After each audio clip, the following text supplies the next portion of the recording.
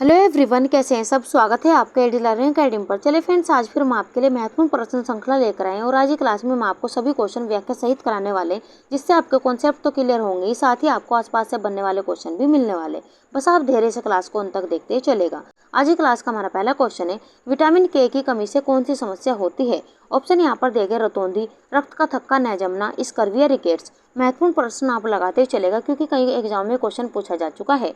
आपको यहाँ पर बताना है कि विटामिन के की कमी से कौन सी समस्या होती है। तो विटामिन के की कमी से जो समस्या होती है वह है यहाँ पर रक्त का थक्का न जमना। ऑप्शन बी हमारा यहाँ पर सही होगा। पहले ऑप्शन में दिया गया रतौंधी। अगर हम रतौंधी की बात करें तो विटामिन ए की कमी के कारण रतौंधी नामक रोग हो जाता है और इसका रासायनिक नाम है रेटिनोल। ये क्वेश्चन भी कई बार एग्जाम में पूछा जा चुका है। इनकी आंखों संबंधी रोग विटामिन ए की कमी के कारण होता है। सी ऑप्शन में दिया गया स्कर्वी। स्कर्वी विटामिन सी की कमी के कारण रोग हो जाता है और इसका रासायनिक नाम एस्कॉर्बिक अम्ल है और ये खट्टे पदार्थों में पाया जाता है। वहीं रिकेट्स रोग की अगर हम बात करें तो विटामिन डी की कमी के कारण रिकेट्स नामक रोग हो जाता है और उसका रासायनिक नाम कैल्सीफेरोल है। ये क्वेश्चन भी कई बार एग्जाम में पूछा जा चुका है, तो इसे भी आप नोट करते हैं चलेगा। ये आसपास से बनने वाले क्वेश्चन सभी एग्जाम में पूछे गए हैं। आइए देख लेते हैं महत्वपूर्ण व्याख्या के साथ में। विटामिन के रक्त के थक्के में सहायक प्रोटीन प्रोथ्रोम्बिन के निर्माण में मदद करता है। इसकी कमी से शरीर में छोटी चोट लगने पर भी रक्त स्त्राव अधिक समय तक होता है। ये भी आप ध्यान रखते हैं चलेगा। तो ऑप्शन बी हमारा यहाँ पर सही होगा। आगे बढ़ जाते हैं अपने अगले क्वेश्चन की और। क्वेश्चन नंबर 2, बैलेंस डाइट का मुख्य उद्देश्य क्या है। ऑप्शन यहाँ पर देंगे अधिक कैलोरी प्रदान करना, सभी पोषक तत्व उचित मात्रा में देना, केवल प्रोटीन प्रदान करना, या केवल कार्बोहाइड्रेट प्रदान करना। आपको यहाँ पर बैलेंस डाइट का मुख्य उद्देश्य क्या है ये आपको यहाँ पर बताना है। ऑप्शन यहाँ पर देखें तो बी ऑप्शन हमारे यहाँ पर सही होगा, सभी पोषक तत्व उचित मात्रा में देना। यहाँ पर बी ऑप्शन हमारे यहाँ पर सही होगा। आइए देख लेते हैं महत्वपूर्ण व्याख्या के साथ में। बैलेंस डाइट वह आहार है जिसमें carbohydrates, proteins, fats, vitamin, minerals और वाटर उचित मात्रा में शामिल हो ताकि शरीर की सभी आवश्यकताएं पूरी हो सके। यानी कि एक संतुलित आहार में सभी पोषक तत्व उचित मात्रा में होने चाहिए। यहाँ पर ऑप्शन बी हमारे यहाँ पर सही होगा। आगे बढ़ जाते हैं अपने अगले क्वेश्चन की और। क्वेश्चन नंबर 3, ICDS यानी कि इंटीग्रेटेड चाइल्ड डेवलपमेंट सर्विसेज योजना कब प्रारंभ हुई। ऑप्शन यहाँ पर दिए गए 1972, 1975, 1980 या 1990। और इसकी फुल फॉर्म से भी क्वेश्चन यहाँ पर एग्जाम में पूछा जा चुका है, तो आप इसे भी ध्यान रखते हैं चलेगा। आपको बताना है कि ये योजना कब प्रारंभ हुई थी। ऑप्शन यहाँ पर देखें तो यहाँ पर हमारा बी ऑप्शन यहाँ पर सही होगा। 1975 में ये योजना यहाँ पर प्रारंभ हुई थी, तो ऑप्शन बी हमारा यहाँ पर सही होगा। आज देख लेते हैं महत्वपूर्ण व्याख्या के साथ में। ICDS योजना भारत सरकार ने 1975 में शुरू की। इसका उद्देश्य बालक के समग्र विकास, कुपोषण की रोकथाम और आंगनवाड़ी सेवाओं के माध्यम से शिक्षा, पोषण व स्वास्थ्य सेवाएं उपलब्ध कराना है। तो ऑप्शन बी हमारा यहाँ पर सही होगा। आगे बढ़ जाते हैं अपने अगले क्वेश्चन की और। क्वेश्चन नंबर 4, किसी वस्त्र का कलर फास्टनेस किससे संबंधित है। ऑप्शन यहाँ पर देगा वस्त्र की मजबूती, वस्त्र का आकार, वस्त्र का रंग धुलने या धूप में उड़ने से बचना, या वस्त्र की चमक। जल्दी से आप अपना आंसर यहाँ पर दीजिए, कौन सा ऑप्शन यहाँ पर सही होगा। ऑप्शन यहाँ पर देखें तो सी ऑप्शन हमारा यहाँ पर सही होगा, वस्त्र का रंग धुलने या धूप में उड़ने से बचना। यही यहाँ पर किसी वस्त्र का कलर फास्टनेस से संबंधित है, तो यहाँ पर ऑप्शन सी हमारा यहाँ पर सही होगा। आइए देख लेते हैं महत्वपूर्ण व्याख्या के साथ में। कलर फास्टनेस का अर्थ है कि धुलाई, धूप या घर्षण के कारण वस्त्र का रंग जल्दी न उड़े। यह वस्त्र विज्ञान का एक महत्वपूर्ण पहलू है, तो ऑप्शन सी हमारे यहाँ पर सही होगा। आगे बढ़ जाते हैं अपने अगले क्वेश्चन की और। क्वेश्चन नंबर 5, एडोलसेंस किस आयु वर्ग को कहा जाता है।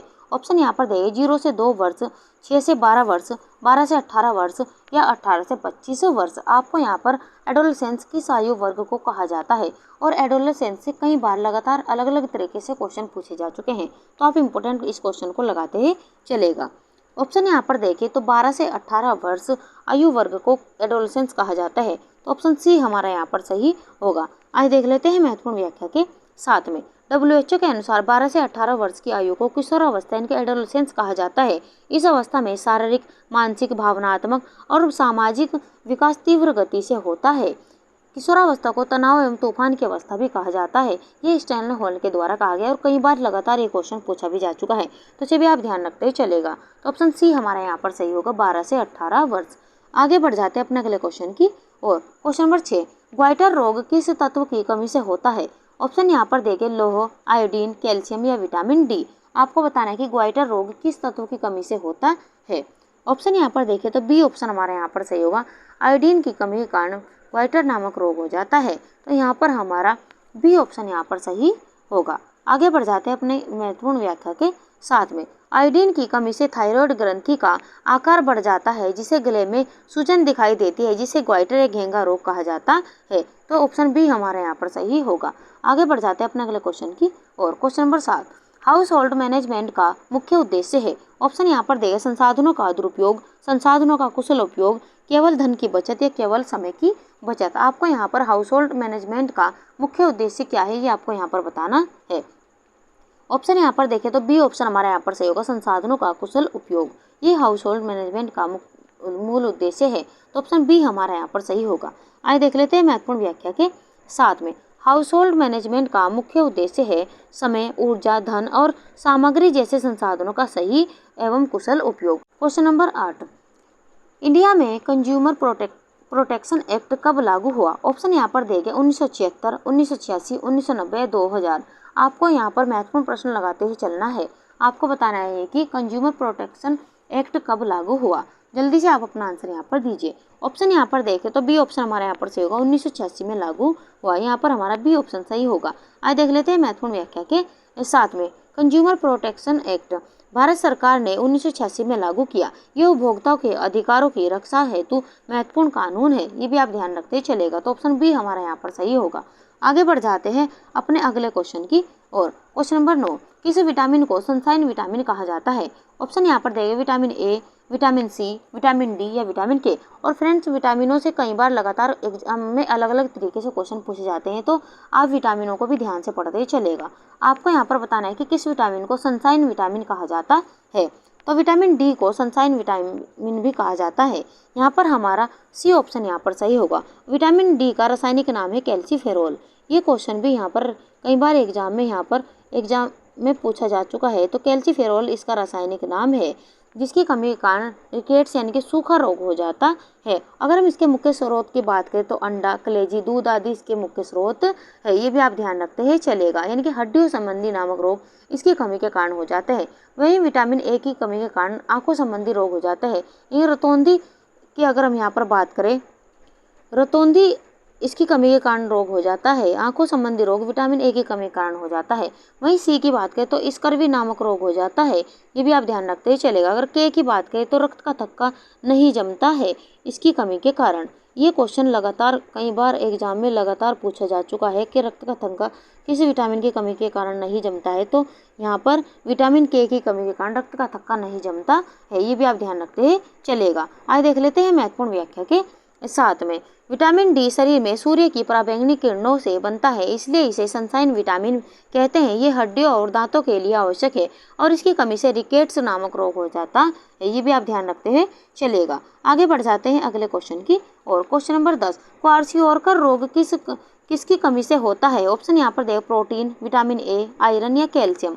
आपको बताना है कि क्वार्सियोरकर रोग किसकी कमी से होता है। तो क्वार्सियोरकर नामक रोग प्रोटीन की कमी के कारण होता है। ऑप्शन ए हमारा यहाँ पर सही होगा। अगर हम प्रोटीन की बात करें तो प्रोटीन अत्यंत जटिल पदार्थ है। ये कार्बन, हाइड्रोजन, नाइट्रोजन एवं फास्फोरस का यौगिक है। इसकी रचना 20 अमीनो अम्ल के संयोग से होती है और ये क्वेश्चन कई बार एग्जाम में पूछा जा चुका है। ये अमीनो अम्ल शरीर को उचित एवं आवश्यक पोषण देते हैं। प्रोटीन कोशिकाओं की वृद्धि में भी सहायक होता है और ये हीमोग्लोबिन के रूप में शरीर में गैसीय संवहन का भी काम करता है। प्रोटीन एंटीबॉडीज के रूप में शरीर की सुरक्षा में भी सहायक होता है। अगर हम इसके मुख्य स्रोत की बात करें तो दाल, सोयाबीन, पनीर, मांस, मछली, दूध, अंडे की जर्दी, फल आदि इसके मुख्य स्रोत है और इसकी कमी के कारण बच्चों में क्वार्सियोरकर नामक रोग हो जाता है। ये भी आप ध्यान रखते हैं चलेगा। तो ऑप्शन ए हमारा यहाँ पर सही होगा। विटामिन ए की कमी के कारण रतौंधी नामक रोग हो जाता है। ये भी आप यहाँ पर ध्यान रखते हैं चलेगा। अगर हम कैल्शियम की बात करें तो विटामिन डी इसमें सहायक होगा। ये भी आप ध्यान रखते हैं चलेगा। आगे बढ़ जाते हैं महत्वपूर्ण व्याख्या के साथ में। प्रोटीन डिफिशियंसी से बच्चों में क्वार्सियोरकर होता है। इसके लक्षण है सूजा हुआ पेट, भूरे लाल बाल, विकास रुक जाना। ये अक्सर विकासशील देशों में पाया जाता है। तो ऑप्शन ए हमारा यहाँ पर सही होगा। आगे बढ़ जाते हैं अगले क्वेश्चन की और। क्वेश्चन नंबर 11 ICDS योजना के अंतर्गत कौन सी सेवा उपलब्ध नहीं कराई जाती है। यहाँ पर नहीं दिया गया तो इस क्वेश्चन को ध्यान से पढ़ते हुए चलेगा। ऑप्शन आपको यहाँ पर दिए गए स्वास्थ्य परीक्षण, पोषण आहार, महिला एवं बाल परामर्श या वृद्धावस्था पेंशन। आपको यहाँ पर बताना है कि ICDS योजना के अंतर्गत कौन सी सेवा उपलब्ध नहीं कराई जाती है। ऑप्शन यहाँ पर देखें तो डी ऑप्शन हमारे यहाँ पर सही होगा, वृद्धावस्था पेंशन उपलब्ध नहीं कराई जाती है। यहाँ पर डी ऑप्शन हमारे यहाँ पर सही होगा। आइए देख लेते हैं महत्वपूर्ण व्याख्या के साथ में। ICDS यानी कि इंटीग्रेटेड चाइल्ड डेवलपमेंट सर्विसेज के अंतर्गत स्वास्थ्य, पोषण, टीकाकरण और आंगनबाड़ी स्वास्थ्य सेवाएं दी जाती है, लेकिन वृद्धावस्था पेंशन इस योजना का भाग नहीं है, जो हमारे क्वेश्चन का आंसर है। तो ऑप्शन डी हमारा यहाँ पर सही होगा। आगे बढ़ जाते हैं अगले क्वेश्चन की ओर। क्वेश्चन नंबर 12, RDA का पूर्ण रूप क्या है। 4 ऑप्शन आपको यहाँ पर दिए गए, इन्हें ध्यान से पढ़िए और अपना आंसर यहाँ पर दीजिए। इनकी फुल फॉर्म से कई बार क्वेश्चन पूछे गए हैं, तो इम्पोर्टेंट आप लगाते हैं चलिएगा। आपको बताना है कि RDA का पूर्ण रूप क्या है। ऑप्शन यहाँ पर देखें तो पहले ऑप्शन हमारे यहाँ पर से होगा रिकमेंडेड डाइटरी अलाउंस, ये इसका पूर्ण रूप है। तो पहले ऑप्शन के साथ में हम यहाँ पर जाने वाले हैं। आइए देख लेते हैं महत्वपूर्ण व्याख्या के साथ में। RDA का अर्थ है रिकमेंडेड डाइटरी अलाउंस। ये WHO एवं ICMR द्वारा निर्धारित पोषक तत्वों की वह मात्रा है जो व्यक्ति के स्वास्थ्य और विकास के लिए प्रतिदिन आवश्यक है। ये भी आप ध्यान रखते हुए चलेगा। आगे बढ़ जाते हैं अपने अगले क्वेश्चन की ओर। Question number 13। और फ्रेंड्स, आज की क्लास में अगर आपको हमारी स्पीड कम लगती है तो आप स्पीड बढ़ाकर भी क्लास को देख सकते हैं, लेकिन आपको क्लास को स्किप बिल्कुल भी नहीं करना है, क्योंकि आगे और भी महत्वपूर्ण प्रश्न हम लेकर आए हैं। तो क्वेश्चन नंबर 13 की ओर बढ़ जाते हैं। लैक्टोज किस प्रकार का कार्बोहाइड्रेट है। ऑप्शन यहाँ पर देखें मोनोसेकेराइड, डाइसेकेराइड, पॉलीसेकेराइड या कॉम्प्लेक्स प्रोटीन। आपको बताना है कि लैक्टोज किस प्रकार का कार्बोहाइड्रेट है। जल्दी से आप अपना आंसर यहाँ पर दीजिए, कौन सा ऑप्शन यहाँ पर सही होगा। ऑप्शन यहाँ पर देखें तो बी ऑप्शन हमारा यहाँ पर सही होगा। लैक्टोज यहाँ पर डाइसेकेराइड है, यहाँ पर हमारा बी ऑप्शन सही होगा। आइए देख लेते हैं महत्वपूर्ण व्याख्या के साथ में। लैक्टोज एक डाइसेकेराइड शुगर है जो ग्लूकोज और गैलेक्टोज से मिलकर बना होता है। इसे दूध में पाया जाता है और इसे मिल्क शुगर भी कहा जाता है। ये भी आप ध्यान रखते ही चलेगा, क्योंकि ये क्वेश्चन कई बार एग्जाम में पूछा जा चुका है। और ये किस किस से मिलकर बनता है, ये भी आप ध्यान रखते हुए चलिएगा। आगे बढ़ जाते हैं अपने अगले क्वेश्चन की और। क्वेश्चन नंबर 14, भारत सरकार द्वारा पोषण अभियान किस वर्ष शुरू किया गया। ऑप्शन यहाँ पर दिए गए 2012, 2015, 2018 या 2020। ये क्वेश्चन आप इंपॉर्टेंट लगाते चलेगा। आपको बताना है कि भारत सरकार द्वारा पोषण अभियान किस वर्ष शुरू किया गया। ऑप्शन यहाँ पर देखें तो 2018 में पोषण अभियान शुरू किया गया था। तो यहाँ पर हमारा सी ऑप्शन यहाँ पर सही होगा। आइए देख लेते हैं महत्वपूर्ण व्याख्या के साथ में। राष्ट्रीय पोषण अभियान 2018 में शुरू हुआ, जो हमारे क्वेश्चन का आंसर है। इसका उद्देश्य कुपोषण को समाप्त करना और बच्चों, किशोरियों, गर्भवती एवं स्तनपान कराने वाली महिलाओं के पोषण स्तर को सुधारना है। ये भी आप ध्यान रखते चलेगा। तो सी ऑप्शन हमारे यहाँ पर सही होगा। आगे बढ़ जाते हैं अगले क्वेश्चन की और। एप्लिक वर्ग पारंपरिक कढ़ाई किस राज्य की विशेषता है। ऑप्शन यहाँ पर दिए गुजरात, ओडिशा, पंजाब या राजस्थान। आपको बताना है कि एप्लिक वर्ग पारंपरिक कढ़ाई किस राज्य की विशेषता है। तो ये उड़ीसा राज्य की विशेषता है। यहाँ पर हमारा बी ऑप्शन यहाँ पर सही होगा। आइए देख लेते हैं महत्वपूर्ण व्याख्या के साथ में। एप्लिक वर्क इन चिकन कपड़े पर कपड़ा जोड़कर कढ़ाई करना उड़ीसा के पूरे क्षेत्र की विशेषता है। इसे पिपली वर्क भी कहा जाता है। ये भी आप यहाँ पर ध्यान रखते हैं चलेगा, क्योंकि ये क्वेश्चन भी एग्जाम में पूछा जा सकता है।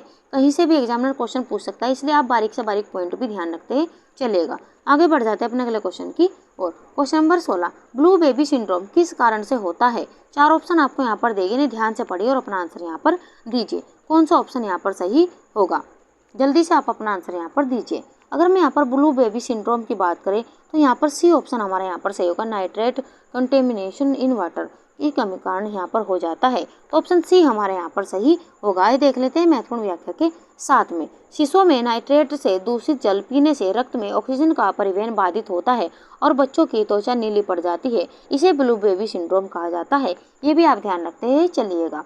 आगे बढ़ जाते हैं अगले क्वेश्चन की और। Question number 17, psychological development theory किसने दी है। ऑप्शन यहाँ पर दिया गया है पियाजे, एरिक्सन, फ्रॉइड या वॉटसन। जल्दी से आप अपना आंसर यहाँ पर दीजिए। कौन सा ऑप्शन यहाँ पर सही होगा। ऑप्शन यहाँ पर देखें तो बी ऑप्शन हमारा यहाँ पर सही होगा। एरिक्सन के द्वारा ये थ्योरी दी गई थी। तो यहाँ पर हमारा बी ऑप्शन सही होगा। आइए देख लेते हैं महत्वपूर्ण व्याख्या के साथ में। एरिक एरिक्सन ने साइकोलॉजिकल डेवलपमेंट थ्योरी दी है। इसे 8 स्टेजेस का वर्णन इसमें किया जाता है, जिसमें व्यक्ति का सामाजिक व मानसिक विकास होता है। इनकी 8 स्टेजेस से भी क्वेश्चन कई बार एग्जाम में पूछा गया, तो इन्हें भी आप ध्यान से देखते हुए चलिएगा। आगे बढ़ जाते हैं अपने अगले क्वेश्चन की और। क्वेश्चन नंबर 18, खाद्य पदार्थों में लिस्टेरिया मोनोसाइटोजेनस बैक्टीरिया से कौन सा खतरा होता है। 4 ऑप्शन आपको यहाँ पर देंगे, ध्यान से पढ़िए और अपना आंसर यहाँ पर दीजिए। कौन सा ऑप्शन यहाँ पर सही होगा। ऑप्शन यहाँ पर देखें तो यहाँ पर हमारा बी ऑप्शन यहाँ पर सही होगा, फूड पॉइजनिंग लिस्टेरियोसिस। यहाँ पर हमारा बी ऑप्शन के साथ में हम जाने वाले हैं। आइए देख लेते हैं महत्वपूर्ण व्याख्या के साथ में। लिस्टेरिया मोनोसाइटोजिनस एक हानिकारक जीवाणु है जो दूषित जल यानी कि विशेषकर दूध व मांस उत्पादों में पाया जाता है और लिस्टेरियोसिस नामक खाद्य विषाक्तता का कारण बनता है। ये भी आप ध्यान रखते हैं चलिएगा, तो बी ऑप्शन हमारे यहाँ पर सही होगा। आगे बढ़ जाते हैं अपने अगले क्वेश्चन की और क्वेश्चन नंबर यहाँ पर 19। यहाँ पर आपको कथन और कारण यहाँ पर दिया गया, नहीं आप ध्यान से पढ़िएगा और अपना आंसर यहाँ पर दीजिएगा। कथन, आयोडीन की कमी से घेंगा रोग होता है। कारण यहाँ पर दिया गया, आयोडीन थायरोक्सिन हार्मोन के निर्माण के लिए आवश्यक है। ऑप्शन में आपको यहाँ पर दिया गया कथन और रीजन दोनों सही है और यहाँ पर रीजन जो है यहाँ पर कथन की सही व्याख्या है। यहाँ पर कथन और कारण दोनों सही है, लेकिन यहाँ पर जो कारण है वो यहाँ पर कथन की सही व्याख्या नहीं है। यहाँ पर कथन सही है लेकिन यहाँ पर कारण गलत है। डी ऑप्शन में दिया गया है कथन गलत है लेकिन कारण यहाँ पर सही दिया गया है। जल्दी से आप अपना आंसर यहाँ पर दीजिए, कौन सा ऑप्शन यहाँ पर सही होगा। ऑप्शन यहाँ पर देखें तो यहाँ पर हमारा पहला ही ऑप्शन यहाँ पर सही होगा, यानी कि यहाँ पर कथन और कारण दोनों यहाँ पर सही दिए गए और कारण यहाँ पर कथन की सही व्याख्या है। तो यहाँ पर हम ए ऑप्शन के साथ में जाने वाले हैं। आगे बढ़ जाते हैं अपने अगले क्वेश्चन की और यहाँ पर पहले हम व्याख्या देखेंगे फिर अगले क्वेश्चन की ओर हम यहाँ पर बढ़ने वाले हैं। आयोडीन थायरोक्सिन हार्मोन के निर्माण के लिए आवश्यक है। इसकी कमी से थायराइड ग्रंथि का आकार बढ़ता है जिससे घेंगा यानी कि ग्वाइटर रोग होता है। ये भी आप ध्यान रखते चलेगा। आगे बढ़ जाते हैं अपने अगले क्वेश्चन की ओर। यहाँ पर आपको कथन और कारण यहाँ पर भी आपको दिए गए, ध्यान से पढ़िए और अपना आंसर यहाँ पर दीजिए। कथन, विटामिन सी की कमी से स्कर्वी रोग होता है। कारण यहाँ पर दिया गया है विटामिन सी शरीर में कैल्शियम के अवशोषण में मदद करता है। कौन सा ऑप्शन यहाँ पर सही होगा। ऑप्शन यहाँ पर देखें तो बी ऑप्शन हमारा यहाँ पर सही होगा। दोनों सही है लेकिन कारण यहाँ पर सही नहीं है। यहाँ पर हमारा बी ऑप्शन यहाँ पर सही होगा। व्याख्या, यहाँ पर पहले हम व्याख्या देखेंगे। विटामिन सी की कमी से स्कर्वी रोग होता है परंतु इसका मुख्य कारण कोलेजन संश्लेषण में विटामिन सी की भूमिका न कि कैल्शियम अवशोषण है। ये भी आप यहाँ पर ध्यान रखते हैं चलिएगा। आगे बढ़ जाते हैं अगले क्वेश्चन की और क्वेश्चन नंबर यहाँ पर 21। यहाँ पर भी आपको कथन और कारण यहाँ पर दिया गया है। माँ का दूध शिशु के लिए पूर्ण आहार है। कारण यहाँ पर दिया गया इसमें सभी पोषक तत्व उचित मात्रा में पाए जाते हैं और यह रोग प्रतिरोधक क्षमता बढ़ाता है। ऑप्शन यहाँ पर दिए गए दोनों सही और कारण सही व्याख्या है। दोनों सही है लेकिन कारण यहाँ पर सही व्याख्या नहीं है। कथन सही है, कारण गलत है, दोनों गलत है। आपको यहाँ पर बताना है कौन सा ऑप्शन यहाँ पर सही होगा। ऑप्शन यहाँ पर देखें, यहाँ पर कथन और कारण दोनों ही यहाँ पर सही है तो ऑप्शन ए हमारा यहाँ पर सही होगा। माँ के दूध को संपूर्ण आहार माना जाता है शिशु का। आइए देख लेते हैं महत्वपूर्ण व्याख्या के साथ में। माँ का दूध शिशु के लिए प्रोटेक्ट फूड है क्योंकि इसमें सभी आवश्यक पोषक तत्व मौजूद होते हैं और यह एंटीबॉडी प्रदान करता है जो बच्चे को बीमारियों से बचाता है। ये भी आप ध्यान रखते हैं चलिएगा। आगे बढ़ जाते हैं अपने अगले क्वेश्चन की। यहाँ पर आपको मैचिंग वाला क्वेश्चन यहाँ पर दिया गया, इसे आप ध्यान से देखिएगा और आपको यहाँ पर बताना है कि कौन सा यहाँ पर किससे मैच होगा। यहाँ पर आपको कॉलम यहाँ पर 1 और 2 यहाँ पर दिया गया है, यानी कि ए बी कॉलम आपको दिया गया है, इससे आपको मैच करना है। यहाँ पर स्कर्वी रोग दिया गया है, क्या विटामिन B1 की कमी के कारण होता है। रिकेट्स क्या नियासिन की कमी के कारण होता है। विटामिन सी या की कमी के कारण क्या बेरीबेरी नामक रोग होता है। पेलाग्रा या विटामिन डी की कमी के कारण रोग होता है। तो जल्दी से आप अपना आंसर यहाँ पर दीजिए।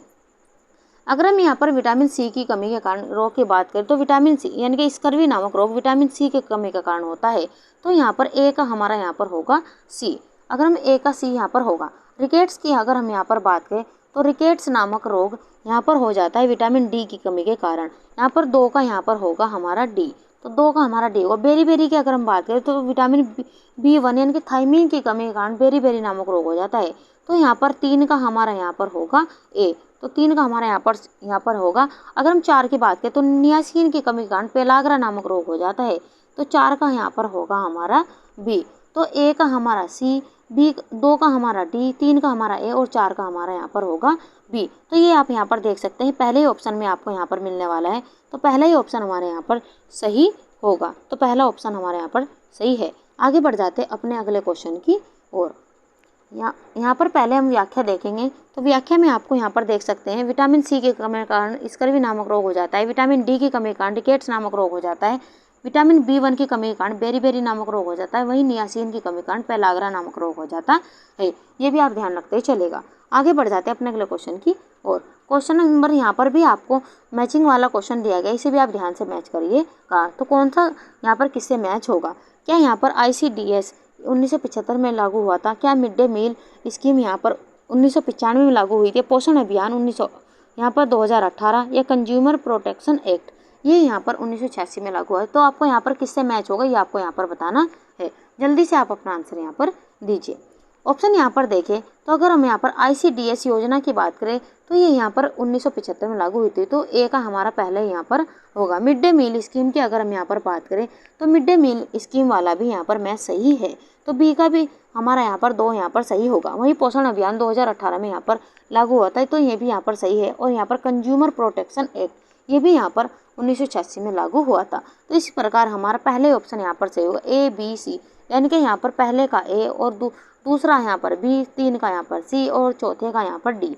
तो यहाँ पर ये सही मैच है, तो पहले ही ऑप्शन हमारा यहाँ पर सही होगा। इस प्रकार आप अपना समय भी यहाँ पर बचा सकते हैं। आइए देख लेते हैं महत्वपूर्ण व्याख्या के साथ में। ICDS ये 1975 इसका आंसर सही होगा। मिड डे मील स्कीम 1995, पोषण अभियान 2018 और कंज्यूमर प्रोटेक्शन एक्ट 1986। आगे बढ़ जाते हैं अपने अगले क्वेश्चन की ओर। किस पोषक तत्व को प्रोटेक्टिव फूड कहा जाता है? ऑप्शन यहाँ पर देखिए, प्रोटीन, विटामिन एवं खनिज, वसा या कार्बोहाइड्रेट। आपको यहाँ पर बताना है कि किस पोषक तत्व को प्रोटेक्टिव फूड कहा जाता है। जल्दी से आप अपना आंसर यहाँ पर दीजिए। ऑप्शन यहाँ पर देखें तो बी ऑप्शन हमारे यहाँ पर सही होगा। विटामिन एवं खनिज को यहाँ पर प्रोटेक्टिव फूड कहा जाता है, तो बी ऑप्शन हमारे यहाँ पर सही होगा। आइए देख लेते हैं महत्वपूर्ण व्याख्या के साथ में। विटामिन और खनिज शरीर को रोगों से बचाते हैं और रोग प्रतिरोधक क्षमता बढ़ाते हैं, इसलिए इन्हें प्रोटेक्टिव फूड्स कहा जाता है। ये भी आप ध्यान रखते हुए चलिएगा। आगे बढ़ जाते हैं अपने अगले क्वेश्चन की और। Question number 25, ICMR Indian council of medical research का मुख्यालय कहाँ स्थित है? ऑप्शन यहाँ पर दिए गए, मुंबई, नई दिल्ली, पुणे या चेन्नई। आपको बताने कि ICMR का मुख्यालय कहाँ पर स्थित है। ये भी क्वेश्चन आप इंपॉर्टेंट लगाते हुए चलिएगा। जल्दी से आप अपना आंसर यहाँ पर दीजिए। अगर हम यहाँ पर ICMR का मुख्यालय की बात करें तो नई दिल्ली में स्थित है। यहाँ पर हमारा बी ऑप्शन यहाँ पर सही होगा। आइए देख लेते हैं महत्वपूर्ण व्याख्या के साथ में। ICMR का मुख्यालय नई दिल्ली में है। ये भारत की सर्वोच्च संस्था है जो पोषण, स्वास्थ्य और चिकित्सा अनुसंधान पर कार्य करती है। ये भी आप ध्यान रखते हैं चलेगा। आगे बढ़ जाते हैं अपने अगले क्वेश्चन की ओर। क्वेश्चन नंबर 26, पोषण के लिए प्रयुक्त शब्द BMI का क्या अर्थ है? ऑप्शन आपको यहाँ पर दिए गए, नहीं ध्यान से पढ़िए और अपना आंसर यहाँ पर दीजिए। कौन सा ऑप्शन यहाँ पर सही होगा? आपको यहाँ पर बताना है कि पोषण के लिए प्रयुक्त शब्द BMI का क्या अर्थ है, यानी कि इसकी फुल फॉर्म आपको यहाँ पर बतानी है। ऑप्शन यहाँ पर देखें तो पहले ऑप्शन हमारे यहाँ पर सही होगा, बॉडी मास इंडेक्स, ये इसकी यहाँ पर फुल फॉर्म है। तो पहले ऑप्शन के साथ में यहाँ पर जाने वाले हैं। आइए देख लेते हैं महत्वपूर्ण व्याख्या के साथ में। BMI यह शरीर में मोटापा, सामान्य वजन या कुपोषण को आंकने का मानक है। ये भी आप ध्यान रखते हैं चलिएगा। बॉडी मास इंडेक्स इसकी फुल फॉर्म है, तो ऑप्शन बी हमारा यहाँ पर सही होगा। ये भी आप ध्यान रखते हैं चलिए। आगे बढ़ जाते हैं अपने अगले क्वेश्चन की और। क्वेश्चन नंबर 27, पोषण संबंधी अनाज क्विनोआ में प्रमुख रूप से कौन सा पोषक तत्व पाया जाता है? ऑप्शन आपको यहाँ पर दे, कार्बोहाइड्रेट, प्रोटीन, फैट या विटामिन डी। जल्दी से आप अपना आंसर यहाँ पर दीजिए। आपको यहाँ पर बताना है कि पोषण संबंधी अनाज क्विनोआ में प्रमुख रूप से कौन सा यहाँ पर पोषक तत्व पाया जाता है। तो जल्दी से आप अपना आंसर यहाँ पर दीजिए। ऑप्शन यहाँ पर देखें तो बी ऑप्शन हमारा यहाँ पर सही होगा, प्रोटीन। यहाँ पर हम प्रोटीन के साथ में जाने वाले हैं। आइए देख लेते हैं महत्वपूर्ण व्याख्या के साथ में। क्विनोआ को सुपर फूड कहा जाता है क्योंकि इसमें उच्च गुणवत्ता का प्रोटीन होता है। ये यहाँ पर ग्लूटीन फ्री है। ये भी आप यहाँ पर ध्यान रखते हैं चलेगा, यानी कि ग्लूटेन फ्री है। ये भी आप ध्यान रखते हैं चलेगा। और उस व्याख्या से भी क्वेश्चन आपके महत्वपूर्ण बन जाते हैं। आगे बढ़ जाते हैं अपने अगले क्वेश्चन की और। Question number 28, self help group का मुख्य उद्देश्य क्या है? ऑप्शन यहाँ पर दिए गए, महिला सशक्तिकरण, पोषण आपूर्ति, खाद्य मिलावट नियंत्रण या वस्त्र उत्पादन। आपको यहाँ पर बताना है कि SHG का मुख्य उद्देश्य क्या है। तो जल्दी से आप अपना आंसर यहाँ पर दीजिए। कौन सा ऑप्शन यहाँ पर सही होगा? ऑप्शन यहाँ पर देखें तो पहले ऑप्शन हमारे यहाँ पर सही होगा, महिला सशक्तिकरण इसका मुख्य उद्देश्य है। तो ए ऑप्शन हमारे यहाँ पर सही है। आइए देख लेते हैं महत्वपूर्ण व्याख्या के साथ में। सेल्फ हेल्प ग्रुप का उद्देश्य महिलाओं को आर्थिक स्वतंत्रता, सामाजिक पहचान और छोटे व्यवसायों से आय प्राप्त कराना है। तो ऑप्शन ए हमारा यहाँ पर सही होगा। आगे बढ़ जाते हैं अपने अगले क्वेश्चन की और। क्वेश्चन नंबर 29, प्लेटलेट्स का मुख्य कार्य क्या है? ऑप्शन यहाँ पर दे, ऑक्सीजन का परिवहन, रक्त का थक्का जमना, संक्रमण रोकना या पाचन। आपको यहाँ पर प्लेटलेट्स का मुख्य कार्य क्या है ये आपको यहाँ पर बताना है। ऑप्शन यहाँ पर देखें तो बी ऑप्शन हमारा यहाँ पर सही होगा, यानी कि ब्लड क्लोटिंग यानी रक्त का थक्का जमाना, ये इसका मुख्य कार्य है। ऑप्शन बी हमारा यहाँ पर सही है। आइए देख लेते हैं महत्वपूर्ण व्याख्या के साथ में। प्लेटलेट्स इनकी थ्रोम्बोसाइट्स रक्त में पाई जाने वाली सूक्ष्म कोशिकाएं हैं जो चोट लगने पर रक्त का थक्का जमाने में सहायता करती है, ये भी आप ध्यान रखते हुए चलेगा। तो ऑप्शन बी हमारा यहाँ पर सही है। आगे बढ़ जाते हैं अपने अगले क्वेश्चन की और। क्वेश्चन नंबर 30, हीमोग्लोबिन का मुख्य घटक कौन सा तत्व है? ऑप्शन यहाँ पर दें कैल्शियम, आयरन, फास्फोरस या सोडियम। आपको यहाँ पर बताना है कि हीमोग्लोबिन का मुख्य घटक कौन सा तत्व है। जल्दी से आप अपना आंसर यहाँ पर दीजिए। अगर हम यहाँ पर हीमोग्लोबिन की बात करें, इसका मुख्य घटक है आयरन। यहाँ पर हमारा बी ऑप्शन यहाँ पर सही होगा। आइए देख लेते हैं महत्वपूर्ण व्याख्या के साथ में। हीमोग्लोबिन में आयरन उपस्थित होता है जो ऑक्सीजन को बांधकर शरीर के विभिन्न अंगों तक पहुँचाता है, ये भी आप ध्यान रखते हैं चलेगा। आगे बढ़ जाते हैं अपने अगले क्वेश्चन की और। क्वेश्चन नंबर 31, नाबार्ड की स्थापना कब हुई थी? ऑप्शन यहाँ पर दिए गए 1969, 1975, 1982 या 1990। नाबार्ड की फुल फॉर्म भी एग्जाम में पूछी जाती है, तो national bank of agriculture and rural development, इसकी फुल फॉर्म भी आप ध्यान रखते हैं चलेगा, क्योंकि ये क्वेश्चन एग्जाम में पूछा जा चुका है। आपको बताना है कि इसकी स्थापना कब हुई थी। जल्दी से आप अपना आंसर यहाँ पर दीजिए। अगर हम नाबार्ड की स्थापना की बात करें तो 1982 में इसकी स्थापना हुई थी, तो सी ऑप्शन हमारा यहाँ पर सही है। आइए देख लेते हैं महत्वपूर्ण व्याख्या के साथ में। नाबार्ड की स्थापना 12 जुलाई 1982 को हुई थी, जो हमारे क्वेश्चन का आंसर है। इसका उद्देश्य ग्रामीण विकास और कृषि से जुड़े वित्तीय कार्यों को बढ़ावा देना है, ये भी आप ध्यान रखते चलेगा। तो यहाँ पर हमारा सी ऑप्शन यहाँ पर सही होगा 1982। आगे बढ़ जाते हैं अगले क्वेश्चन की और। क्वेश्चन नंबर 32, टेक्सटाइल में डेनियर किसकी इकाई है? आपको यहाँ पर 4 ऑप्शन दिए गए, ध्यान से पढ़िए और अपना आंसर यहाँ पर दीजिए। कौन सा ऑप्शन यहाँ पर सही होगा? आपको यहाँ पर टेक्सटाइल में डेनियर किसकी इकाई है, ये आपको यहाँ पर बताना है। ऑप्शन यहाँ पर देखें तो बी ऑप्शन हमारा यहाँ पर सही होगा, थिकनेस ऑफ फाइबर, यानी कि तंतु की मोटाई से ये इसकी इकाई है, तो यहाँ पर हमारा बी ऑप्शन सही होगा।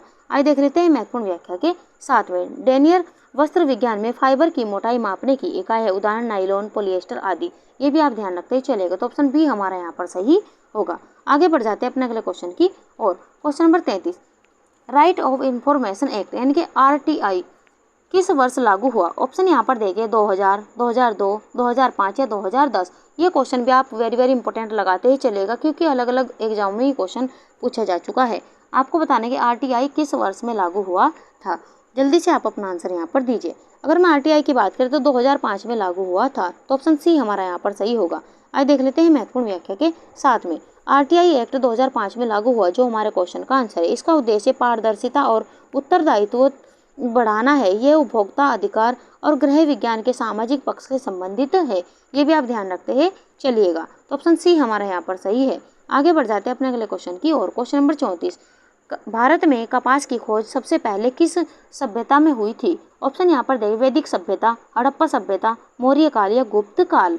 आपको यहाँ पर बताने कि भारत में कपास की खोज सबसे पहले किस सभ्यता में हुई थी। ऑप्शन यहाँ पर देखें तो भारत में सबसे पहले जो खोज हुई थी कपास की, वो हड़प्पा सभ्यता में हुई थी, तो यहाँ पर हमारा बी ऑप्शन यहाँ पर सही होगा। आइए देख लेते हैं महत्वपूर्ण व्याख्या के साथ में। हड़प्पा और मोहनजोदड़ो की खुदाई से कपास के तंतु प्राप्त हुए हैं, इसलिए भारत को कपास का जन्म स्थान माना जाता है, ये भी आप ध्यान रखते हैं चलिएगा। आगे बढ़ जाते हैं अपने अगले क्वेश्चन की और। क्वेश्चन नंबर 35, रेशम की उत्पत्ति किस देश में हुई थी? ऑप्शन यहाँ पर दिए गए भारत, चीन, जापान या मिस्र। आपको बताने की रेशम की उत्पत्ति किस देश में हुई थी, और ये क्वेश्चन अलग अलग तरीके से अलग अलग एग्जामों में भी पूछा जा चुका है, इसलिए आप इंपॉर्टेंट लगाते ही चलेगा। अगर हम रेशम की उत्पत्ति की बात करें तो ये चीन में इसकी उत्पत्ति हुई थी। ऑप्शन बी हमारा यहाँ पर सही होगा, तो बी ऑप्शन के साथ हम जाने वाले हैं। आइए देख लेते हैं महत्वपूर्ण व्याख्या के साथ में। महत्वपूर्ण व्याख्या हम देख लेते हैं, तो यहाँ पर अगर हम रेशम की खोज की बात करें तो चीन में हुई थी, और इसे रेशम मार्ग के माध्यम से विश्व भर में पहुंचाया गया। भारत में रेशम का विकास बाद में हुआ, ये भी आप ध्यान रखते ही चलेगा। तो इस व्याख्या से भी क्वेश्चन आपके यहाँ पर बन जाते हैं।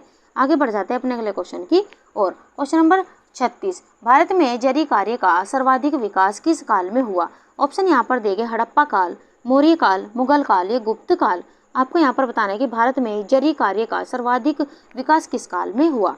जल्दी से आप अपना आंसर यहाँ पर दीजिए। ऑप्शन यहाँ पर देखें तो सी ऑप्शन हमारा यहाँ पर सही होगा। इसका यहाँ पर जो सर्वाधिक विकास हुआ था ये यहाँ पर मुगल काल में हुआ था, तो सी ऑप्शन हमारा यहाँ पर सही होगा। आइए देख लेते हैं महत्वपूर्ण व्याख्या के साथ में मुगल शासकों के काल में जरी और कासीदाकारी अत्यधिक विकास हुआ। विशेषकर अकबर के समय वस्त्रों में स्वर्ण रजत तारों का प्रयोग हुआ।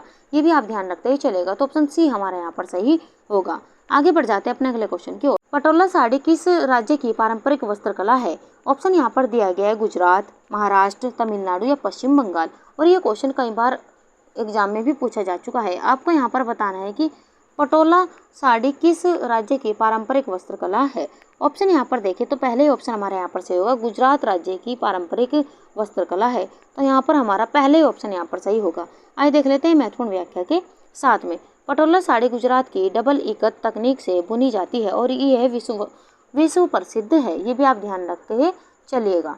आगे बढ़ जाते हैं अपने अगले क्वेश्चन की और। क्वेश्चन नंबर 38, भारत में खादी आंदोलन किसके नेतृत्व में प्रारंभ हुआ? ऑप्शन यहाँ पर दिए गए रविंद्रनाथ टैगोर, महात्मा गांधी, पंडित नेहरू, सरदार पटेल। आपको बताना है कि भारत में खादी आंदोलन किसके नेतृत्व में प्रारंभ हुआ। अगर हम खादी आंदोलन की बात करें तो महात्मा गांधी के नेतृत्व में प्रारंभ हुआ। ऑप्शन बी हमारे यहाँ पर सही होगा। आइए देख लेते हैं महत्वपूर्ण व्याख्या के साथ में। महात्मा गांधी ने स्वदेशी आंदोलन के दौरान खादी को बढ़ावा दिया। खादी आत्मनिर्भरता और स्वदेशी का प्रतीक बना। ये भी आप ध्यान रखते हैं चलेगा। आगे बढ़ जाते हैं अपने अगले क्वेश्चन की ओर। क्वेश्चन नंबर 39, चंदेरी वस्त्र किसके लिए प्रसिद्ध है? ऊन, सिल्क और कॉटन मिश्रण, जूट या नायलॉन। आपको यहाँ पर बताना है कि चंदेरी वस्त्र किसके लिए प्रसिद्ध है। जल्दी से आप अपना आंसर यहाँ पर दीजिए। अगर हम चंदेरी वस्त्र की बात करें तो ये सिल्क और कॉटन मिश्रण के लिए प्रसिद्ध है। ऑप्शन बी हमारा यहाँ पर सही होगा। आइए देख लेते हैं महत्वपूर्ण व्याख्या के साथ में। मध्य प्रदेश का चंदेरी वस्त्र रेशम और कॉटन के मिश्रण से बुना जाता है। यह हल्केपन और चमक के लिए प्रसिद्ध है। ये भी आप ध्यान रखते हैं चलेगा। आगे बढ़ जाते हैं अपने अगले क्वेश्चन की और। क्वेश्चन नंबर 40, कौन सा तंतु भारत में सर्वप्रथम उपयोग में आया था? ऑप्शन यहाँ पर दिया गया है ऊन, रेशम, कपास या सन। आपको यहाँ पर बताना है कि कौन सा तंतु भारत में सर्वप्रथम उपयोग में आया था। जल्दी से आप अपना आंसर यहाँ पर दीजिए। ऑप्शन यहाँ पर देखें तो यहाँ पर हमारा डी ऑप्शन यहाँ पर सही होगा। अगर मैं यहाँ पर हम कपास के साथ में जाने वाले तो कपास हमारा आंसर यहाँ पर होगा। तो सी ऑप्शन के साथ में हम जाने वाले हैं। आइए देख लेते हैं महत्वपूर्ण व्याख्या के साथ में। सिंधु घाटी सभ्यता में सबसे पहले कपास का प्रयोग किया गया। भारतीय कपास को मसलिन और कैलिको नाम से भी ये प्रसिद्ध है, यानी कि विश्व में प्रसिद्ध है कैलिको और मसलिन के नाम से। ये भी आप ध्यान रखते चलेगा क्योंकि यहाँ से कई बार क्वेश्चन पूछा गया है मसलिन और कैलिको से। ये लगातार अलग अलग एग्जाम में क्वेश्चन पूछा जा चुका है, तो इसे भी आप ध्यान रखते हैं चलेगा। आगे बढ़ जाते हैं अपने अगले क्वेश्चन की और। क्वेश्चन नंबर 41, सिंधु घाटी सभ्यता में वस्त्रों की बुनाई किस परंपरा से जुड़ी हुई थी? ऑप्शन यहाँ पर देखें हड्डी और पत्थर के औजार, करघा, धातु की करघी, चमड़े का उपयोग। जल्दी से आप अपना आंसर यहाँ पर दीजिए। आपको यहाँ पर बताना है कि सिंधु घाटी सभ्यता में वस्त्रों की बुनाई किस परंपरा से जुड़ी हुई थी। कौन सा ऑप्शन यहाँ पर सही होगा? ऑप्शन यहाँ पर देखें तो बी ऑप्शन हमारे यहाँ पर सही होगा, करघा। तो करघा हमारा आंसर यहाँ पर होने वाले हैं। आइए देख लेते हैं महत्वपूर्ण व्याख्या के साथ में। सिंधु सभ्यता में बुनाई का कार्य हाथ से करघे पर किया जाता था। वहाँ से कपास से बने वस्त्रों का प्रमाण मिलता है। ये भी आप ध्यान रखते हैं चलिए। आगे बढ़ जाते हैं अपने अगले क्वेश्चन की और। क्वेश्चन नंबर 42, प्राचीन भारत में किस ग्रंथ में वस्त्रों का उल्लेख मिलता है? ऑप्शन यहाँ पर देखिए ऋग्वेद, उपनिषद, अर्थशास्त्र या महाभारत। आपको बताना है कि प्राचीन भारत में किस ग्रंथ में वस्त्रों का उल्लेख मिलता है। तो ऋग्वेद में वस्त्रों का उल्लेख मिलता है। यहाँ पर हमारा ए ऑप्शन यहाँ पर सही होगा। और ऋग्वेद को सबसे प्राचीन वेद भी कहा जाता है। ये भी क्वेश्चन एग्जाम में पूछा जा चुका है। आगे बढ़ जाते हैं महत्वपूर्ण व्याख्या के साथ में। ऋग्वेद में वस्त्रों को वासो और अतिरी कहा गया है। वेदों में वस्त्रों के निर्माण, पहनने और सामाजिक महत्व का वर्णन मिलता है। ये भी आप ध्यान रखते ही चलेगा। इनकी व्याख्या से आपके यहाँ पर कॉन्सेप्ट भी क्लियर होने वाले और आसपास से क्वेश्चन भी आपके बन जाते हैं। तो जो भी आपको इंपॉर्टेंट पॉइंट लग रहा है उसे आप साथ साथ नोट करते भी चलिएगा। क्वेश्चन नंबर 44, भारत में मसलिन किस क्षेत्र में प्रसिद्ध थी? ऑप्शन यहाँ पर दे गुजरात, बंगाल, तमिलनाडु या पंजाब। ये क्वेश्चन आप इंपॉर्टेंट लगाते ही चलेगा क्योंकि कई बार एग्जाम में पूछा गया है मसलिन से क्वेश्चन। आपको बताना है कि भारत में मसलिन किस क्षेत्र में प्रसिद्ध थी। कौन सा ऑप्शन यहाँ पर सही होगा? ऑप्शन यहाँ पर देखें तो यहाँ पर बी ऑप्शन हमारे यहाँ पर सही होगा, बंगाल। तो यहाँ पर हमारा बी ऑप्शन सही है। आइए देख लेते हैं महत्वपूर्ण व्याख्या के साथ में। बंगाल का ढाका क्षेत्र ढाका मसलिन के लिए विश्व भर में प्रसिद्ध था।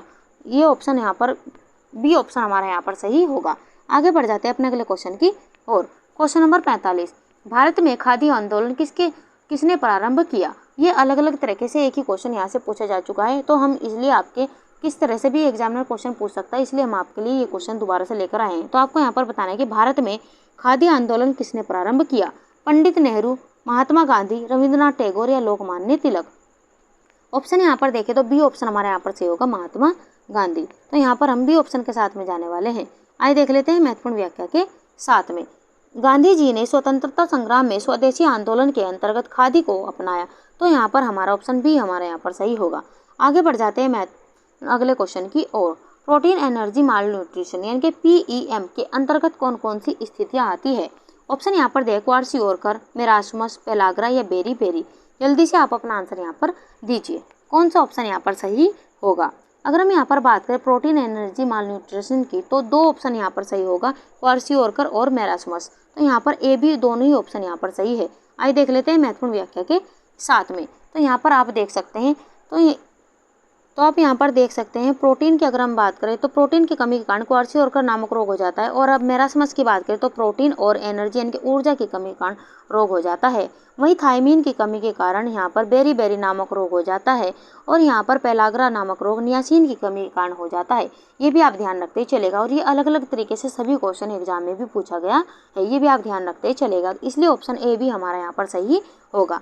आगे बढ़ जाते हैं अगले क्वेश्चन की और। क्वेश्चन नंबर 47, कौन सा अंग मास्टर ग्लैंड कहलाता है? ऑप्शन यहाँ पर दिया गया थायराइड, पिट्यूटरी या पेनक्रियाज या एड्रिनल। आपको यहाँ पर बताना है कि कौन सा अंग मास्टर ग्लैंड कहलाता है। और इंपॉर्टेंट ये क्वेश्चन लगाते चलेगा, जल्दी से आप अपना आंसर यहाँ पर दीजिए। अगर हम मास्टर ग्रंथि की बात करें तो पिट्यूटरी ग्रंथि को मास्टर ग्लैंड कहा जाता है। यहाँ पर हमारा बी ऑप्शन यहाँ पर सही होगा। आइए देख लेते हैं महत्वपूर्ण व्याख्या के साथ में। पिट्यूटरी ग्लैंड को मास्टर ग्लैंड कहा जाता है क्योंकि ये अन्य सभी एंडोक्राइन ग्लैंड को नियंत्रित करती है। ये भी आप ध्यान रखते ही चलेगा। तो ऑप्शन बी हमारा यहाँ पर सही होगा, पिट्यूटरी ग्लैंड। आगे बढ़ जाते हैं अपने अगले क्वेश्चन की और। क्वेश्चन नंबर यहाँ पर 48, पियाजे के कोग्निटिव डेवलपमेंट के किस चरण में बच्चा ऑब्जेक्टिव परमानेंस सीखता है? ऑप्शन आपको यहाँ पर देगा, sensory motor stage, pre operational stage, concrete operational stage या फॉर्मल ऑपरेशनल स्टेज। आपको यहाँ पर बताना है कि पियाजे के कोग्निटिव डेवलपमेंट के किस चरण में बच्चा ऑब्जेक्टिव परमानेंस सीखता है। और 4 अवस्थाओं से यहाँ पर पियाजे की बार बार एग्जाम में क्वेश्चन पूछे जाते हैं। तो इंपोर्टेंट आप इनकी चारों अवस्थाओं को भी लगाते चलेगा। जल्दी से आप अपना आंसर यहाँ पर दीजिए। ऑप्शन यहाँ पर देखें तो पहले ही ऑप्शन हमारे यहाँ पर से होगा, सेंसरी मोटर स्टेज में बच्चा ऑब्जेक्टिव परमानेंस सीखता है। तो यहाँ पर ऑप्शन ए हमारे यहाँ पर सही होगा। आइए देख लेते हैं महत्वपूर्ण व्याख्या के साथ में। 0 से 2 वर्ष की आयु में बच्चा सेंसरी मोटर स्टेज में यानी कि पहली अवस्था है जो होता है, और इसी समय वह ऑब्जेक्ट परमानेंस सीखता है। ये भी आप ध्यान रखते हैं चलेगा। तो यहाँ पर हमारा ए ऑप्शन यहाँ पर सही होगा, सेंसरी मोटर स्टेज। आगे बढ़ जाते हैं अपने अगले क्वेश्चन की और। क्वेश्चन नंबर 49, खादी मोमेंट को लोकप्रिय बनाने का श्रेय किसे जाता है? ये क्वेश्चन हमने आपको पीछे भी करा दिया है, तो इसे भी आप ध्यान रखते ही चलेगा। तो ऑप्शन बी के साथ में हम यहाँ पर जाने वाले हैं, महात्मा गांधी ने खादी मूवमेंट को लोकप्रिय बनाने का श्रेय दिया जाता है महात्मा गांधी को। तो बी ऑप्शन हमारे यहाँ पर सही होगा। आइए देख लेते हैं महत्वपूर्ण व्याख्या के साथ में। महात्मा गांधी ने स्वदेशी आंदोलन के अंतर्गत खादी और हाथ से काते कपड़ों को बढ़ावा दिया।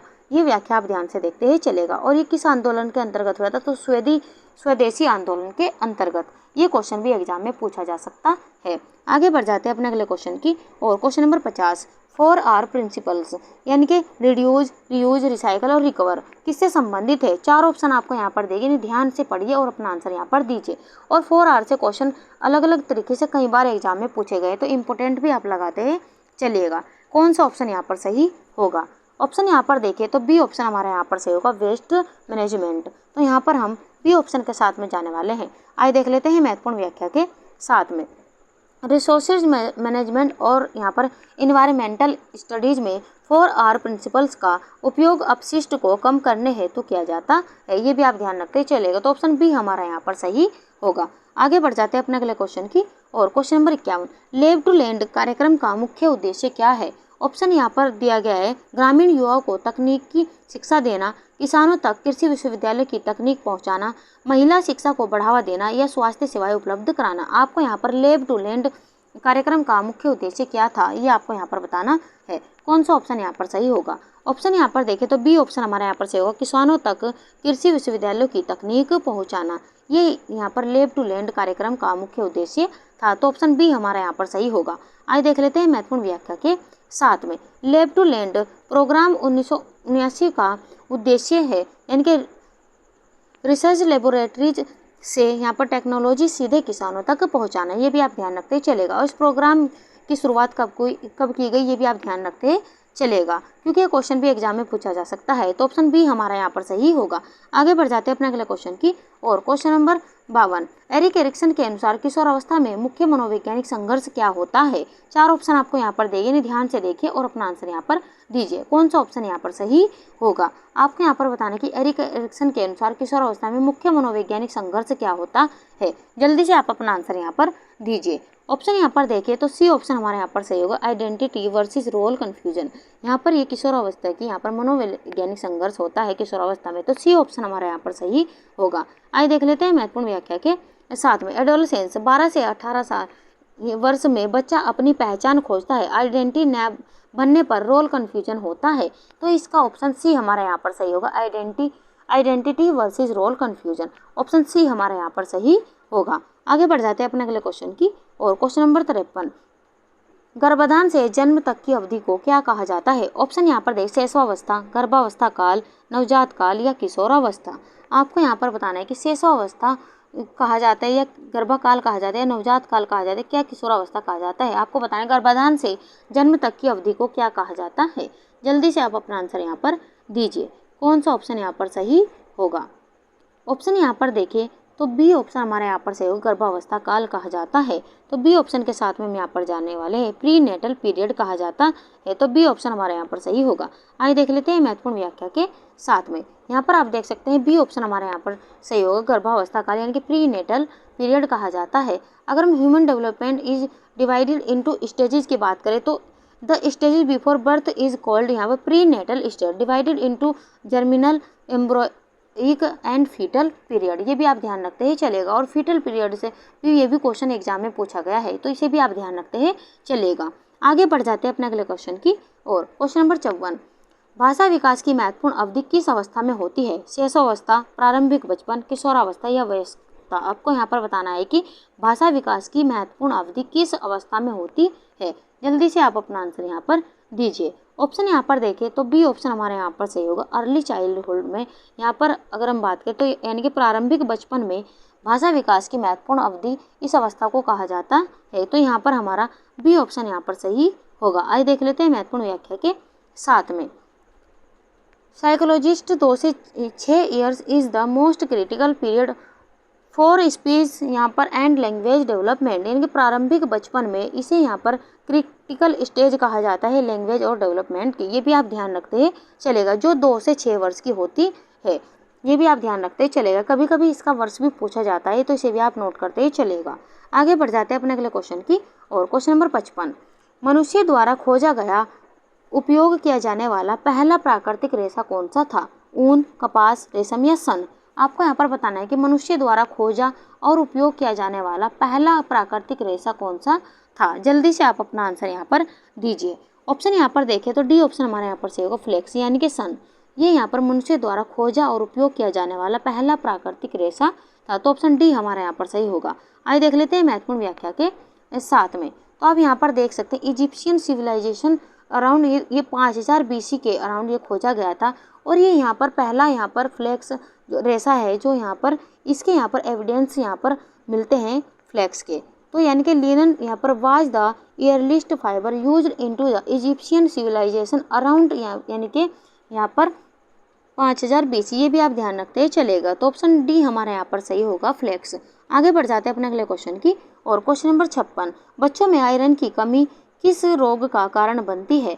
ऑप्शन यहाँ पर दिए गए, क्वार्सियोरकर, मेरास्मस, एनीमिया या रिकेट्स। आपको यहाँ पर बताना है कि बच्चों में आयरन की कमी किस रोग का कारण बनती है। जल्दी से आप अपना आंसर यहाँ पर दीजिए। ऑप्शन यहाँ पर देखें तो सी ऑप्शन हमारा यहाँ पर सही होगा, एनीमिया का कारण बनती है। यहाँ पर हमारा सी ऑप्शन यहाँ पर सही होगा। आगे देख लेते हैं महत्वपूर्ण व्याख्या के साथ में। आयरन हीमोग्लोबिन निर्माण के लिए आवश्यक है, इसकी कमी से रक्त की ऑक्सीजन वहन क्षमता कम हो जाती है, जिससे थकान, कमजोरी और एनीमिया होता है, ये भी आप ध्यान रखते चलेगा। तो सी ऑप्शन हमारे यहाँ पर सही होगा। आगे बढ़ जाते हैं अपने अगले क्वेश्चन की और। विटामिन डी की कमी से कौन सा रोग होता है। स्कर्वी, रिकेट्स, पेलाग्रा, रक्त में न दिखना, ये आपको यहाँ पर बताना है कि यानी कि रात में न दिखना, नाइट ब्लाइंडनेस। आपको यहाँ पर बताना है कि विटामिन डी की कमी से कौन सा रोग होता है? जल्दी से आप अपना आंसर यहाँ पर दीजिए। अगर हम विटामिन डी की कमी के कारण कौन सा रोग नहीं, यहाँ पर कौन सा रोग होता है, तो यहाँ पर हमारा रिकेट्स नामक रोग होता है। तो ऑप्शन बी हमारा यहाँ पर सही होगा। विटामिन डी का रासायनिक नाम भी पूछा जाता है, तो यहाँ पर कैल्सीफेरोल इसका रासायनिक नाम है, ये भी आप ध्यान रखते हुए चलेगा। यानी कि हड्डियों संबंधी नामक रोग इसकी कमी के कारण होते हैं। ओस्टियोमलेशिया भी इसकी कमी के कारण रोग हो जाता है, ये भी आप ध्यान रखते हुए चलेगा। तो ऑप्शन बी हमारा यहाँ पर सही होगा। अगर हम स्कर्वी की यहाँ पर बात करें तो विटामिन सी की कमी के कारण हो जाता है। पेलाग्रा नियासिन की कमी के कारण हो जाता है। नियासिन की कमी के कारण हो जाता है पेलाग्रा नामक रोग। रात में ना दिखना ये विटामिन ए की कमी के कारण होता है। ये क्वेश्चन भी यहाँ से अलग अलग तरीके से पूछे गए हैं, ये भी आप ध्यान रखते ही चलेगा। आइए देख लेते हैं महत्वपूर्ण व्याख्या के साथ में। विटामिन डी कैल्शियम अवशोषण में मदद करता है। इसकी कमी से बच्चों में हड्डियां टेढ़ी मेढ़ी हो जाती है, जिसे रिकेट्स कहते हैं, और बड़ों में ओस्टोमलेशिया यानी कि ओस्टोमलेशिया होता है। बड़ों में आपसे पूछे तो ओस्टोमलेशिया और बच्चों में आपसे पूछे तो रिकेट्स नामक रोग हो जाता है। ये अलग अलग क्वेश्चन है, इन्हें भी आप ध्यान रखते हुए चलिए आगे बढ़ जाते हैं अपने अगले क्वेश्चन की और। क्वेश्चन नंबर 58, निम्न में से कौन सा अमूर्त संसाधन नहीं है? यहाँ पर नहीं दिया गया कौन सा अमूर्त संसाधन नहीं है। समय, ऊर्जा, धन या कौशल? जल्दी से आप अपना आंसर यहाँ पर दीजिए। अगर हम यहाँ पर अमूर्त संसाधन की बात करें तो यहाँ पर हमारा समय भी यहाँ पर अमूर्त संसाधन है, ऊर्जा भी यहाँ पर अमूर्त संसाधन है और कौशल भी यहाँ पर अमूर्त संसाधन है। लेकिन यहाँ पर धन यहाँ पर अमूर्त संसाधन न होकर मूर्त संसाधन है। यहाँ पर हमारा सी ऑप्शन यहाँ पर सही होगा। आइए देख लेते हैं महत्वपूर्ण व्याख्या के साथ में। समय, ऊर्जा और कौशल ये अमूर्त संसाधन है, जबकि धन मूर्त संसाधन है। ये भी आप ध्यान से पढ़ते हुए चलिए आगे बढ़ जाते हैं अपने अगले क्वेश्चन की ओर। बजट किसमें सहायक होता है? ऑप्शन यहाँ पर दे आय बढ़ाने में, व्यय की योजना और नियंत्रण में, समय प्रबंधन में या ऊर्जा संरक्षण में। आपको यहाँ पर बताने के बजट किसमें सहायक होता है। जल्दी से आप अपना आंसर यहाँ पर दीजिए। ऑप्शन यहाँ पर देखें तो बी ऑप्शन हमारा यहाँ पर सही होगा। व्यय की योजना और नियंत्रण में बजट सहायक होता है। ऑप्शन बी हमारा यहाँ पर सही होगा। आइए देख लेते हैं महत्वपूर्ण व्याख्या के साथ में। बजट आय व्यय की पूर्व योजना है, ये अनावश्यक खर्च को रोकता है और बचत में मदद करता है। ये भी आप ध्यान से पढ़ते हुए चलिएगा, क्योंकि बजट से भी कई बार क्वेश्चन पूछे जाते हैं। अगर हम बजट की बात करें, बजट 3 प्रकार का होता है, बचत का बजट, घाटे का बजट और संतुलित बजट। ये भी आप ध्यान रखते ही चलेगा, क्योंकि यहाँ से भी क्वेश्चन कई बार एग्जाम में पूछे गए हैं। आगे बढ़ जाते हैं अपने अगले क्वेश्चन की और। क्वेश्चन नंबर 60, किशोरावस्था तनाव और तूफान का काल है, ये किसने कहा है? ऑप्शन यहाँ पर देंगे पियाजे, हॉल, फ्रॉइड या स्किनर। ये महत्वपूर्ण प्रश्न लगाते हुए चलेगा। ये क्वेश्चन अलग अलग तरीके से अलग अलग एग्जाम में पूछा गया और सीटेट में तो कई बार ये क्वेश्चन पूछा जा चुका है। आपको बताना है कि किशोर अवस्था तूफान और तनाव का काल है, ये किसने कहा है। जल्दी से आप अपना आंसर यहाँ पर दीजिए। ऑप्शन यहाँ पर देखें तो सी ऑप्शन हमारे यहाँ पर यानी कि बी ऑप्शन हमारे यहाँ पर सही होगा। स्टैनली हॉल के द्वारा किशोरावस्था को तनाव और तूफान का काल कहा गया है। तो ऑप्शन बी हमारा यहाँ पर सही होगा। आइए देख लेते हैं महत्वपूर्ण व्याख्या के साथ में। स्टैनली हॉल ने किशोरावस्था को तूफान और तनाव का काल कहा है, क्योंकि इसमें शारीरिक, भावनात्मक और सामाजिक बदलाव तेजी से होते हैं। ये भी आप ध्यान रखते हैं चलेगा। आगे बढ़ जाते हैं अपनी क्लास में अंतिम क्वेश्चन की ओर और ये हमारी क्लास का अंतिम क्वेश्चन है। आपको यहाँ पर बताना है कि खेल आधारित शिक्षण विधि किस मनोवैज्ञानिक से संबंधित है। इसका आंसर आपको हमें कमेंट बॉक्स में देना है। आपको यहाँ पर ये क्वेश्चन महत्वपूर्ण लगाते ही चलेगा, कई एग्जाम में पूछा गया है। ऑप्शन में आपको दिया गया मॉन्टेसरी, रूसो, फ्रोबेल और स्किनर। आपको बताना है खेल आधारित शिक्षण विधि किस मनोवैज्ञानिक से संबंधित है। इसका आंसर आप हमें कमेंट बॉक्स में जरूर दीजिएगा और आज की क्लास में आपका स्कोर कितना रहा है ये भी आप हमें कमेंट बॉक्स में जरूर बताइएगा। अगर आज का सेशन आपको पसंद आया हो तो लाइक सब्सक्राइब करना ना भूलेगा और ज़्यादा से ज़्यादा शेयर भी कीजिएगा और भी बच्चों को। तो चलिए मिलते हैं ऐसे ही क्वेश्चनों के साथ में अगली क्लास में। तब तक के आप खुश रहिए, अपने माता पिता का सम्मान कीजिए। क्लास देखने के लिए धन्यवाद।